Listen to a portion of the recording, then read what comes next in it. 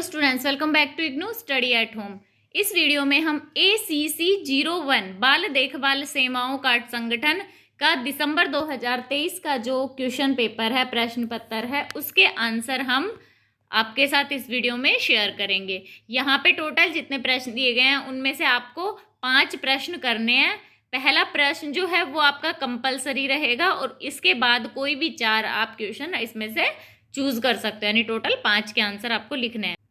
तो यहाँ पे सबसे पहले पहला प्रश्न की जो गतिविधियां दी गई हैं उनमें से कौन से क्षेत्र को बच्चे के कौन से विकास को बढ़ावा देती हैं। तो इसमें जो एग्जाम्पल था कमीज के बटन बंद करना, उसमें सूक्ष्म क्रियात्मक विकास होता है। इसी तरह से आपको बताना है कि बच्चा ऊपर नीचे कूदेगा, यानी बच्चा जब उछल कूद करता है तो बच्चे का स्थूल क्रियात्मक विकास होगा। क्यों होगा? क्योंकि बच्चे की पैरों की हड्डियां वो मांसपेशी, जो पैरों की बड़ी मांसपेशियां होती है ना, वो काम करती है, इसलिए स्थूल क्रियात्मक विकास होगा। एक अनुभव का वर्णन करेगा बच्चा तो उसका भाषाई विकास होगा। कागज को मोड़ने पे सूक्ष्म क्रियात्मक विकास को बढ़ावा मिलेगा। अभिवादन करना, नमस्कार करके अभिवादन करने पे बच्चे का सामाजिक विकास बढ़ेगा। जब बच्चा बाल गीत गाएगा तो उसके भाषाई विकास को बढ़ावा मिलता है। अन्य बच्चों के साथ खेलना, इसमें बच्चे का सामाजिक विकास होगा। और जब बच्चा स्क्रबलिंग करेगा, जो स्क्रबलिंग का मतलब होगा टेढ़ी मेढ़ी, बच्चा कहीं पे भी कुछ भी बना देता है ना दीवार पे, फर्श पे, उससे बच्चे का सूक्ष्म क्रियात्मक विकास होगा।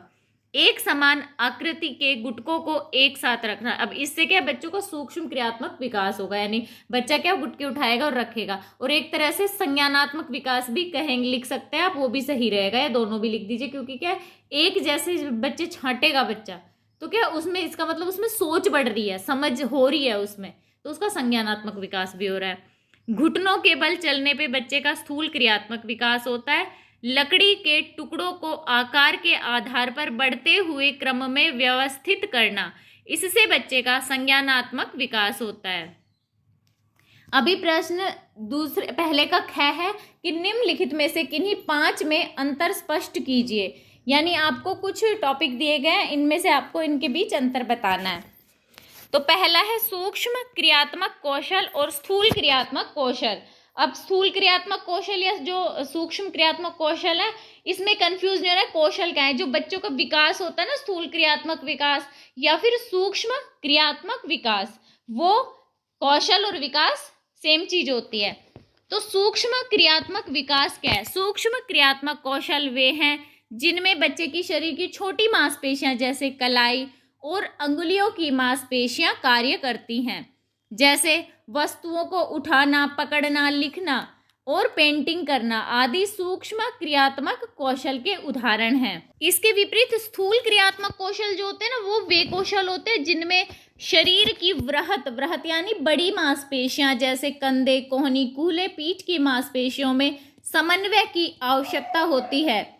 चलने फिरने, भागने, दौड़ने, ऊपर चढ़ने, फेंकने, पैर से किसी चीज को धकेलने, पकड़ने आदि में स्थूल मांसपेशियों का ही उपयोग होता है, जो कि स्थूल क्रियात्मक कौशल को बढ़ावा देते हैं।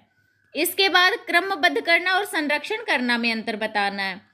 क्रमबद्ध करने का मतलब हो गया जो वस्तुएं होती हैं, चीजें होती हैं, उनको व्यवस्थित करके रखना, या उनको बढ़ते हुए या फिर घटते हुए क्रम या फिर आकार में रखना, यही क्रमबद्धता कहलाती है। जैसे जब बच्चे को 5 लकड़ियां दी जाएंगी, है ना, और उन्हें कहेंगे कि इनको आकार के हिसाब से, यानी छोटी से बड़ी या बड़ी से छोटी लगाओ, तो ये क्रमबद्ध करना ही बच्चे से करवाया जा रहा है।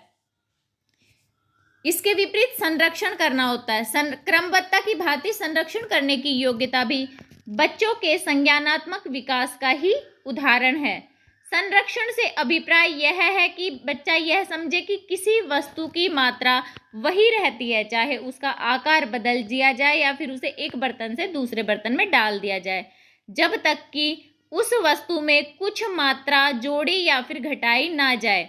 यानी संरक्षण का मतलब हो गया बच्चा ये समझ जाए कि मान लीजिए एक गिलास में पानी है, हमने उसे एक बड़े जग में डाल दिया, तो हम कहेंगे कितना पानी है, तो बच्चा ये ना कहे हो जग में तो बहुत कम पानी है, गिलास जितना भी नहीं है ना, क्योंकि बच्चे को जग में वो पानी कम दिख रहा है और ग्लास फुल दिख रहा था तो उसे वो पानी ज़्यादा दिखेगा।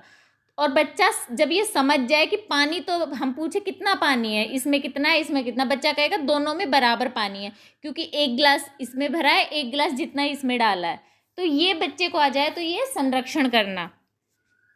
इसके बाद आता है विकास और वृद्धि। प्रायः वृद्धि और विकास जो शब्द होते हैं ये एक दूसरे के पूरक के रूप में ही माने जाते हैं, प्रयोग में लिए जाते हैं। माने क्या, प्रयोग में ज्यादा लिए जाते हैं। वृद्धि शब्द का प्रयोग व्यक्ति में होने वाले परिमाणात्मक परिवर्तनों को इंगित करता है। आयु बढ़ने के साथ साथ आकार, लंबाई, भार और आंतरिक अंगों में होने वाले परिवर्तनों को वृद्धि कहा जाता है। दूसरी ओर इन परिमाणात्मक परिवर्तन के साथ साथ ही शरीर में के गुणात्मक परिवर्तन भी होते हैं जो कि विकास की श्रेणी में आते हैं। यानी व्यक्ति में क्रमबद्ध रूप से होने वाले सुसंगत परिवर्तनों की जो क्रमिक श्रृंखला होती है उसे विकास कहा जाता है। वृद्धि और विकास में अंतर क्या है, हम निम्न पॉइंट से समझ सकते हैं कि जैसे एक तरफ वृद्धि रहेगा, एक तरफ विकास रहेगा, तो उससे हमें ढंग से समझ आ जाएगा। आप आंसर के लिए याद करें ना, तो ये चार्ट, ये जो आपका चार्ट सा जो बना रखा है ना, इसमें ये आपको पॉइंट जो सारे लिखने हैं, एक साइड वृद्धि के, एक साइड विकास के आप लिख दीजिएगा। वृद्धि एक विशेष आयु तक चलने वाली प्रक्रिया है और विकास क्या है, विकास जन्म से मृत्यु तक चलने वाली प्रक्रिया। यानी वृद्धि तो एक विशेष आयु तक होगी। मान लीजिए हमारे शरीर की हड्डियां जितनी बढ़नी है उतनी बढ़ेंगी, हमारी हाइट जितनी जिस एज तक बढ़नी है उतनी बढ़ेगी। पूरी जिंदगी थोड़ी ना जब तक हम जिंदा है बढ़ेंगी। लेकिन विकास तो शरीर के अंदर होता रहता है कि दिमाग कितना डेवलप हो रहा है, शरीर की मांसपेशियां कितनी डेवलप हो रही हैं, और धीरे धीरे क्या वो ज़्यादा होते ही रहता है जन्म से लेकर मृत्यु तक। ऐसे ही वृद्धि विकास का एक चरण है और जो विकास है वो वृद्धि में सम्मिलित है ना। वृद्धि विकास का एक चरण है और विकास में वृद्धि शामिल है। वृद्धि में परिवर्तनों को देखा व मापा जा सकता है, लेकिन विकास में परिवर्तनों को सिर्फ अनुभूत या महसूस किया जा सकता है, मापा नहीं जा सकता। वृद्धि मुख्यतः शारीरिक परिवर्तनों को प्रकट करती है, यानी शरीर जैसे बढ़ रहा है तो हमें दिखाई दे रहा है। लेकिन विकास में सभी पक्षों जैसे शारीरिक, मानसिक, सामाजिक, संवेगात्मक, नैतिक आदि सारे परिवर्तनों को संयुक्त रूप से लिया जा सकता है। नेक्स्ट पॉइंट है कि वृद्धि केवल उन्हीं घटकों की होती है जो बालक में जन्म के समय विद्यमान होते हैं, लेकिन विकास के लिए जरूरी नहीं होता। जन्म के बाद भी जो शरीर में अगर कोई घटक है उसमें भी विकास लगातार होता रहता है। वृद्धि में परिमाणात्मक परिवर्तनों की अभिव्यक्ति होती है, जबकि विकास में गुणात्मक व परिमाणात्मक दोनों ही पक्षों की अभिव्यक्ति होती है। नेक्स्ट, स्वतंत्र खेल और संरचित खेल में अंतर लिखना है हमें। तो स्वतंत्र खेल जैसे कि नाम से स्पष्ट है, स्वतंत्र मतलब अपनी मर्जी से चुन के जो खेले हैं ना वो स्वतंत्र। संरचित मतलब कोई उनकी रचना करे, कोई उनके बारे में मतलब एक रहता है ना भूमिका सी बना के दे दे कि आज तुम्हें ये खेलना है, इस तरह से खेलना है और इन चीज़ों से खेलना है, तो वो संरचित हो गया।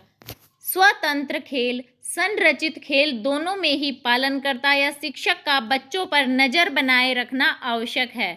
स्वतंत्र खेल क्या होता है? स्वतंत्र खेल में बच्चों को खेल क्रिया का चुनाव करने, उसके लिए खेल सामग्री अवधि निर्धारित करने की स्वतंत्रता को ही स्वतंत्र या मुक्त खेल कहा जाता है। स्वतंत्र खेल क्रियाओं के लिए बच्चों को विभिन्न प्रकार की खेल सामग्री जैसे गुटके, मोती, तार, रस्सियां, पानी, रेत, टायर आदि उपलब्ध कराए जाने चाहिए ताकि बच्चे अपनी रुचि व इच्छा से चुन सके कि भाई किस खेल को खेलना है ना। स्वतंत्र खेल में बच्चे को खेल व खेल सामग्री चुनने की स्वतंत्रता होती है। इसके विपरीत जो संरचित खेल होते हैं उसमें शिक्षक या पालनकर्ता द्वारा पहले से ही निश्चित उद्देश्य को ध्यान में रखकर खेल चुने जाते हैं। संरचित खेल नियमों का पालन करते हैं और इनका एक स्पष्ट उद्देश्य या फिर मकसद होता है। संरचित खेल नियमों का पालन करते हैं और इनका एक स्पष्ट उद्देश्य या फिर मकसद होता है। संरचित खेल खेलों का ऐसा रूप है जहां एक वयस्क बच्चे को विशिष्ट उद्देश्य, कार्य या फिर सीखने का उद्देश्य देता है। बच्चों के प्रारंभिक वर्षों में संरचित खेल बच्चों को नए कौशल नियमों के साथ सिखाने का सर्वोत्तम तरीका होता है। इसके बाद नेक्स्ट पॉइंट पूछा गया अंतर इसमें बबलाना और तार की भाषा में। बबलाना क्या है? 6 से 10 माह के शिशु बबलाने लगते हैं। ये जो इनका बालाला पे बबलाना होता है ना, वे स्वर और व्यंजन के मिश्रण को क्या बच्चे बार बार दोहराते हैं, जैसे दा दा दा, की, बाबा, मम्मा, मा, इस तरह से दोहराते हैं, तो इसी को बालालाप या फिर बबलाना कहते हैं। यही बालालाप शिशु को शब्द निर्माण में सहायता देता है। 9 से 10 माह के शिशु बालालाप के द्वारा छोटे छोटे शब्द सीखना बनाना प्रारंभ कर देते हैं और धीरे धीरे बच्चे इन्हीं जो छोटे छोटे शब्द हैं ना, इन्हीं से अपने वाक्य भी बना लेते हैं। वयस्कों की भाषा जैसे तो नहीं होते हैं, पर उनके जैसी लय और लहजा उसमें होता है। बालालाप के बाद धीरे धीरे बच्चे अपनी बात संकेतों के द्वारा समझाने लगते हैं। इसके बाद आता है तार की भाषा। बालालाप मतलब बच्चे जो मम्मा, दा दा दा का ये बोलते हैं ना, ये बालालाप। और उसके बाद आती है तार की भाषा। तार की भाषा में कम से कम शब्दों में संदेश साफ व स्पष्ट रूप से दिया जाता है। छोटे बच्चों के भाषाई विकास के दौरान 2 शाब्दिक वाक्यों की अवस्था होती है जो कि सर्वमान्य होती है। बच्ची चाहे कोई भी भाषा बोलती हो, किसी भी देश में ना, कहीं पे भी कोई भी या कोई जगह हो, वह 13 से 36 माह की उम्र में शुरू में 2 शाब्दिक वाक्य ही बोलेगी। ये शाब्दिक वाक्य बच्ची कुछ नियमों के अनुसार बनाती है जो छोटे व सरल होते हैं। बच्चे इसके गठन के लिए जरूरी शब्दों का ही प्रयोग करते हैं, तो वो ज़्यादातर संज्ञा, क्रिया और विशेषण शब्दों का प्रयोग करते हैं और इन शब्दों को वे एक विशेष अनुक्रम में जोड़ देते हैं। इन वाक्यों का गठन तार भेजते समय प्रयोग में आने वाली जो भाषा, हम जैसे तार भेजते हैं तो क्या चुनते हैं, जितने कम शब्दों में हो सके हम अपना मैसेज दूसरे तक पहुंचा दें, तो उसे तार की भाषा कहा, जितना छोटे शब्दों में हो सके। इसी तरह से बच्चे भी इतना ही करते हैं कि जितना हो सकता है छोटे से छोटे वर्ड में बच्चा अपने मतलब मन की भावना या फिर बात समझा दे, तार की भाषा के इसीलिए कहा जाता है, क्योंकि तार में हम केवल महत्वपूर्ण आवश्यक संज्ञा, क्रिया, विशेषण का ही प्रयोग करते हैं, बाकी वाक्यों को छोड़ सकते हैं। तो इसी कारण से बच्चों के शाब्दिक वाक्यों को तार की भाषा कहा जाता है। इसके बाद नेक्स्ट विभेदीकरण और एकीकरण। विभेदीकरण और एकीकरण में अंतर बताना है। अंडाणु से शुक्राणु के निषेचन का परिणाम एक कोशिका होती है जिसे युग्मनज कहते हैं। यानी जब अंडाणु और शुक्राणु मिलते हैं ना, तो एक कोशिका बनती है उसमें, मतलब एक उसके अंदर क्या बहुत सारी कोशिकाएं नहीं होती। शरीर हम बोल देते ना, हाथ पैर ना, ये सब बाद में बनता है, शुरू में वो एक कोशिका होती है जो युग्मनज कहलाती है, जो फिर बहुत तीव्र गति से कोशिकाओं में बढ़ता रहता है। फिर उसमें बहुत सारी 1 से 2, 2 से 4, 4, 5, 6, 7 इस तरह से बढ़ता रहता है। ये सभी कोशिकाएं एक ही प्रकार की होती है। फिर ये कोशिकाएं अलग अलग विशेषता ले लेती हैं, तो उत्तक बन जाती हैं। जैसे कोई हड्डी बन गई, कोई इंद्रियां बन गई, कोई नसें बन गई, कोई ब्लड बन गई। धीरे धीरे प्रत्येक उत्तक का एक विशेष काम होता है। ये विभिन्न उत्तक बाद में एक दूसरे के समन्वय से पाचन तंत्र, श्वसन तंत्र जैसे जटिल तंत्र भी बनाते हैं।